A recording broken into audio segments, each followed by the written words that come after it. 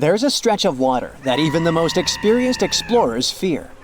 No matter what season you choose to cross it in, you risk meeting face-to-face with waves that can reach as tall as the Hollywood sign. I'm talking about the Drake Passage, the waterway connecting the Pacific Ocean to the Atlantic Ocean, stretching from Cape Horn at South America's southernmost tip to Antarctica's South Shetland Islands. It's about as wide as the distance from London to Berlin and takes up to 48 hours to cross. Some sailors compare getting on the other side to going to the moon. That's how challenging it is.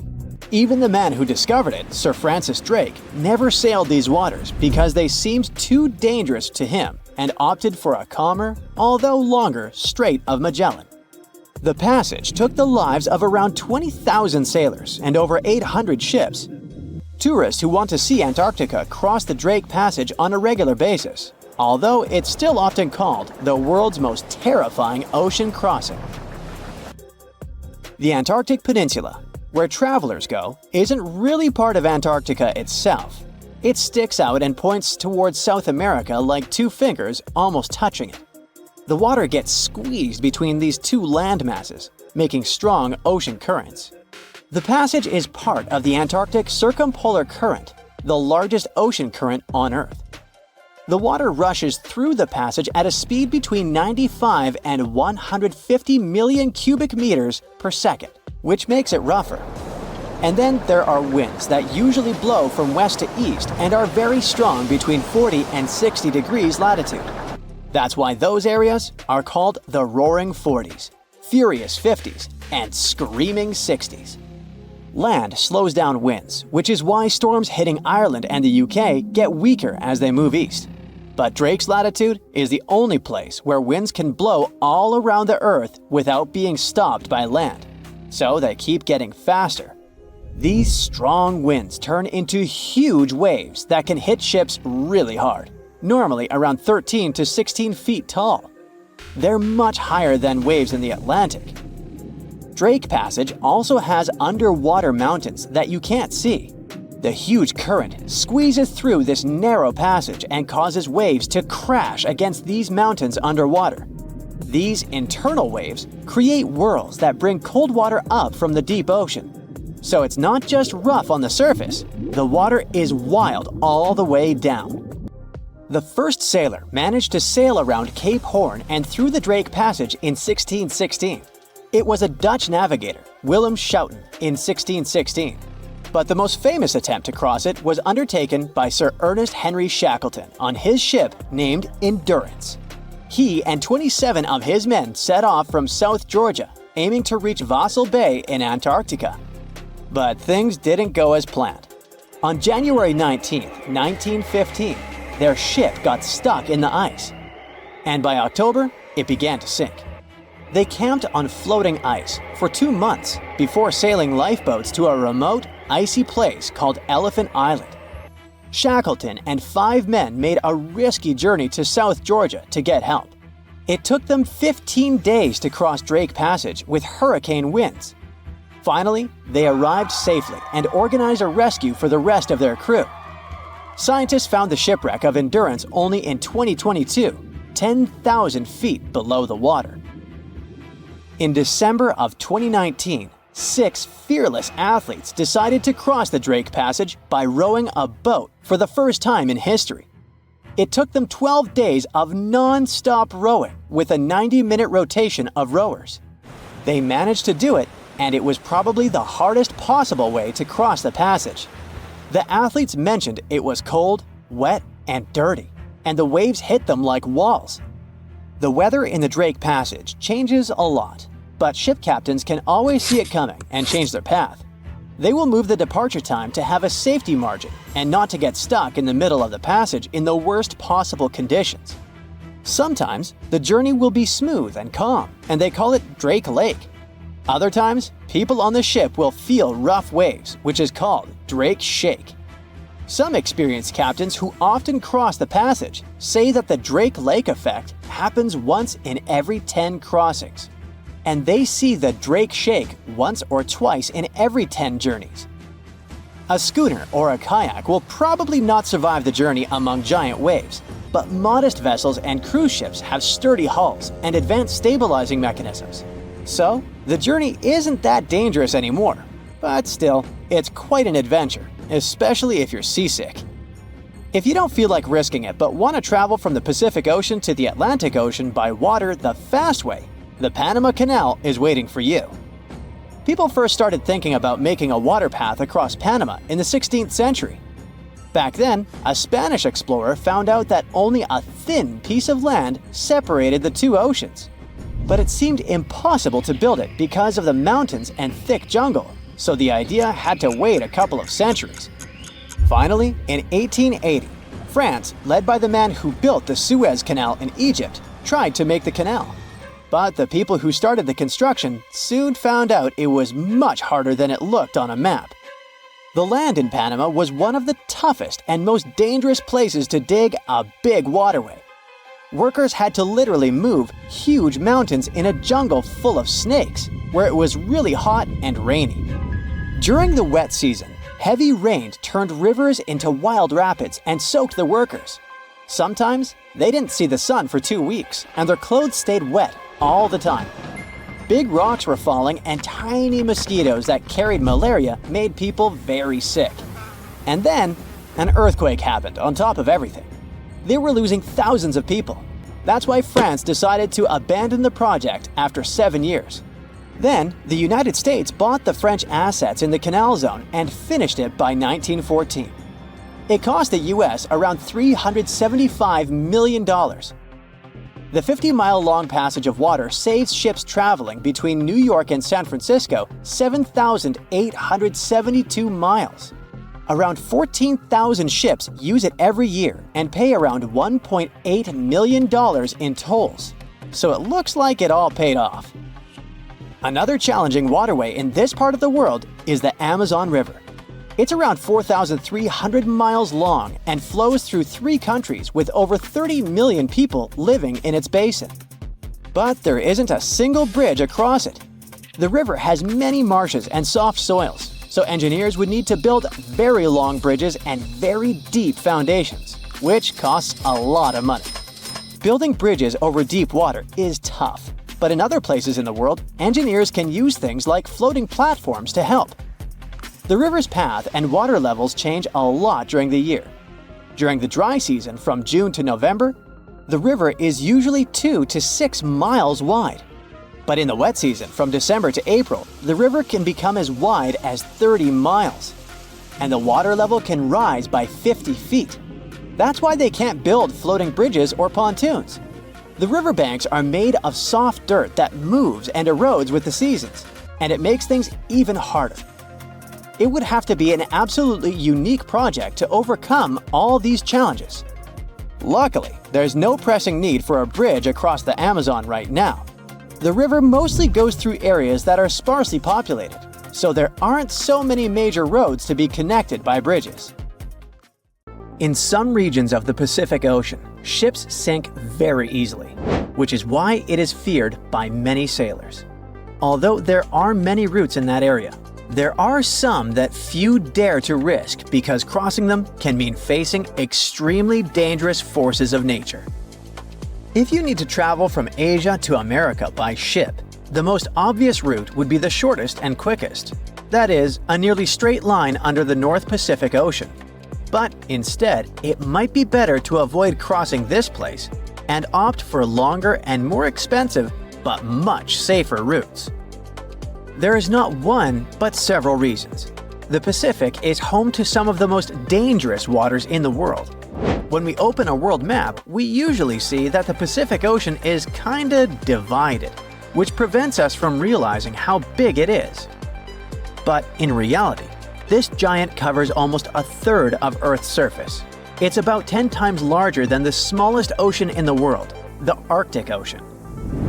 In other words, when crossing it, the chances of being cut off from any landmass are very high.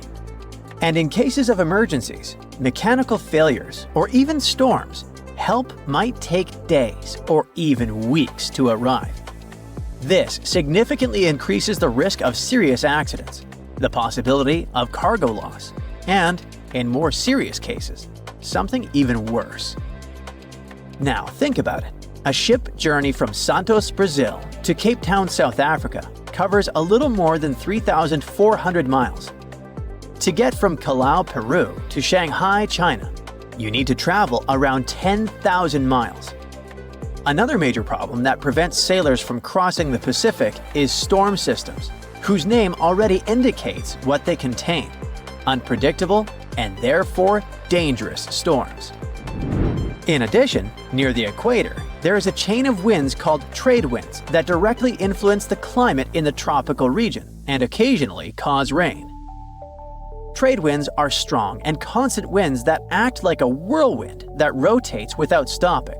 And although they are extremely important for nature, as they spread moisture through forests and even influence the formation of deserts, they pose a problem. Their intensity changes depending on the season. In winter, for example, they can be much stronger. And since these winds are responsible for moving the ocean waters, they also create strong sea currents that could make the journey much more dangerous. In 2015, researchers came across a series of extremely strong winter trade winds that caused a surge of short but intense waves in the Pacific Ocean. They observed that those waves began to hit the ship with constant force, as if they were repeatedly punching it. As a result, the hull structure was completely twisted and deformed. And in the end, they confirmed what they had already known. Those waves, caused by winter trade winds, could be a real threat to vessels. And by the way, do you remember that help in the middle of the Pacific can take a considerable amount of time to arrive? So, now there is much more than one reason behind the hostility of the winds. Such a large ocean doesn't have many geographical barriers, such as mountains or large islands. It means that there are no land structures around it that could hold back or slow down the winds and currents. So the trade winds and ocean currents have complete freedom to gain strength and speed. This explains why the Pacific is the scene of powerful storms and giant waves. This is different, for example, from the North Atlantic, where North America, Europe, and Africa help to contain and redirect the atmospheric and maritime systems. It is now very common for scientists to see the bottom of the Pacific Ocean as a giant jigsaw puzzle because it's literally full of moving pieces. It's home to the largest number of tectonic plates on the planet, and one of them, the Pacific Plate, is the largest maritime plate that science has ever identified. This particularity makes the region extremely unstable to earthquakes and volcanic eruptions. Even though the ocean may seem calm at first glance due to its geology, things can change very quickly. This makes it unpredictable and treacherous. For example, in 2022, the cargo ship One Apis was crossing the ocean, 1,600 miles northwest of Hawaii, when it was caught in a torrential storm. As a result, more than 1,800 containers were damaged, falling to the bottom of the sea. Hundreds more collapsed on the deck, turning into a real-life steel domino due to the force of the wind.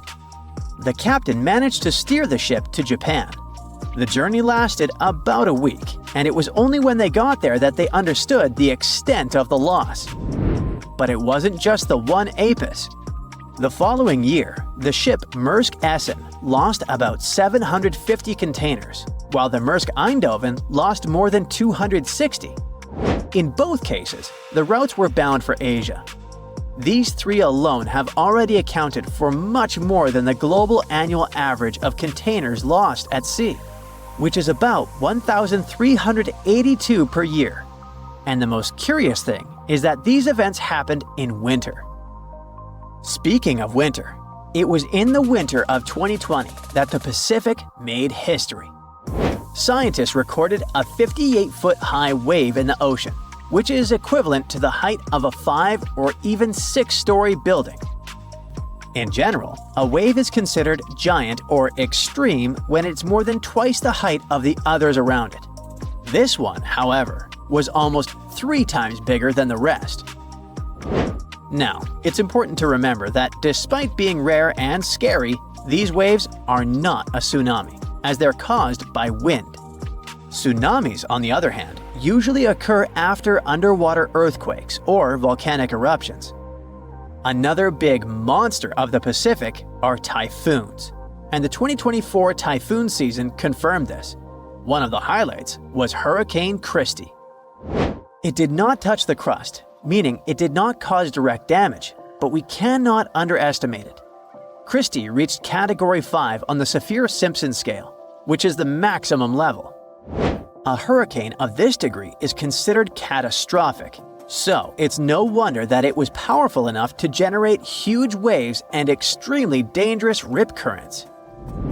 In addition to this, there was also Super Typhoon Yagi, which hit the Asian continent with such force that it gained the reputation of the most powerful in the last 70 years. When it arrived in Vietnam, it caused around $1.6 billion in damage, destroyed infrastructure in several cities, and left a trail of victims wherever it went.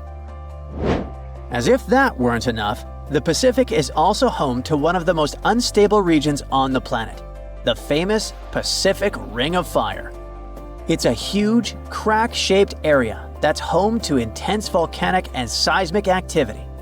It's the most tectonically active place in the world, as the plates of the Earth's crust are constantly moving there. They move apart and collide, or grind against each other, which causes the region to experience earthquakes and volcanic eruptions all the time. Seismographs record some type of tremor there every 5 minutes. This dangerous region is responsible for about 90% of the planet's earthquakes. So, 9 out of 10 tremors occur within this ring, which stretches across the northern Pacific. And the worst part is that it doesn't just affect North America or Asia. In 2023, tremors linked to the Ring of Fire were felt in several Latin American countries, such as Argentina, Chile, Ecuador, and Peru. There was a trail of destruction, and the lives of around 15 people were lost. There's no shortage of reasons for ships to avoid the shortest route across the Pacific and opt for longer routes. As the popular saying goes, prevention is better than cure. It has recently become a popular location for many tourists looking for the perfect place to get away from it all. If you're lucky enough to catch a sunny day here, it's like no other, I can assure you. Chances are, you'll end up having loads of foggy days, but let's be honest, they have a special allure of their own. This enchanting smile-shaped island is called Sable Island. It's located 190 miles from mainland Nova Scotia. It wasn't accessible to the general public until 2013. That's when it was added to the list of National Parks of Canada. You can get here either by plane or by water. But what's so enchanting about this place anyway? There must be something since the yearly tourist count is growing every year. Firstly, there's a spectacular number of wild horses here. There are between 200 and 500 horses roaming free all over the island. There's also a large population of gray seals. The place is also the only breeding location of a rare bird species called the Ipswich sparrow. If you're already considering a trip here, there are some things you need to know first. Remember that fog I mentioned earlier? Well, it turns out that Sable Island is the foggiest place in the Canadian Maritimes. I'm talking about approximately 127 foggy days each year. During such days, Sable Island literally disappears underneath a thick layer of fog. You won't be able to explore the place on your own either. The local regulations state that visitors need to travel within a group, and they also need to keep a 197-foot distance from the wildlife they can encounter here. As charming as this place may be, it holds a dark secret hidden beneath the sandy dunes, and it has nothing to do with beautiful creatures living here or the island's unique vegetation. Apart from being known from its horses and seals, Sable Island is infamous for an overwhelming number of shipwrecks. Over the years, about 350 ships have ended their lives here, on these sandbars. When survivors described their experiences, they usually mentioned harsh weather conditions near this mysterious island. The island also made its way into literature when it was described in a book called The Perfect Storm, which was written by Sebastian Junger and published in 1997. The book was so successful that it was later adapted for the big screen in 2000, with George Clooney playing the leading role. The first recorded shipwreck near Sable Island dates back to 1583. The boat was named the HMS Delight and was under the command of British adventurer and explorer Sir Humphrey Gilbert. Only 17 people managed to survive the catastrophe by escaping in a small boat. Records mention that they spent 7 days at sea before reaching the shores of Newfoundland. In 1884, another vessel named the Nicosia struggled in the thick fog as well. The ship was completely destroyed, but fortunately, all 18 crew members managed to survive. The captain's son was almost lost at sea when a lifeboat capsized when he was climbing into it. He somehow managed to stay underneath the lifeboat, which was completely submerged. When this lifeboat righted, he eventually emerged from the water and was rescued for the second time. The years between 1947 and 1999 were relatively quiet on the island. In 1999, though, a yacht called the Merrimack ran aground near the shore of the island at about 2 a.m. on July 27th. The 40-foot fiberglass boat had a crew of only 3 people. Natural gas exploration workers, who were luckily not far away, rescued them. The crew managed to fly safely to Halifax the next day. The owner of the Merrimack tried to recover his boat by hiring local fishermen. Unfortunately, this operation was unsuccessful, since only the fittings of the yacht were eventually saved. It took no more than 6 weeks for the sand and waves to crush and completely break up the hull of the Merrimack. So what is it about this place that's so dangerous for boats?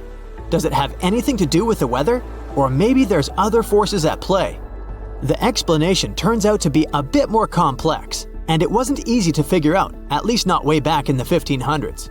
First of all, the island is located close to one of the world's richest fishing grounds. Since it's also near one of the major shipping routes between Europe and North America, hundreds of vessels sail past it each year. The likelihood of shipwreck increases when there are so many boats roaming around the area.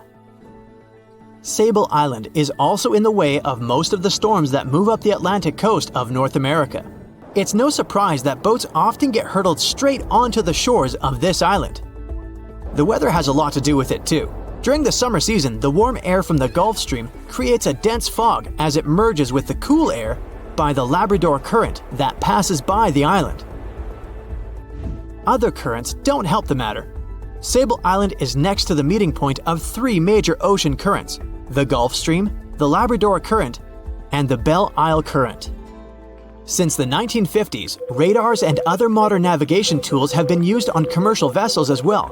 Up until then, the sextant was the main instrument used to figure out a ship's location.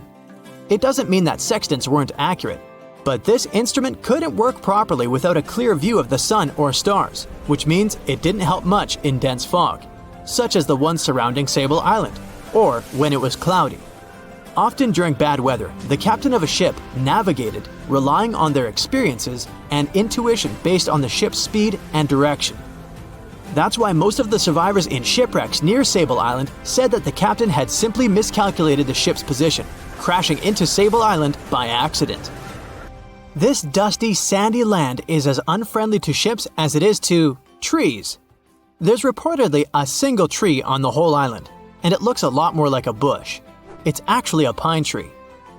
And since the famous island horses don't see it as much of a food source, it somehow managed to survive. Reports say that the tree was planted back in the 1950s. Local authorities were trying to grow a forest on the island to make it a bit more welcoming.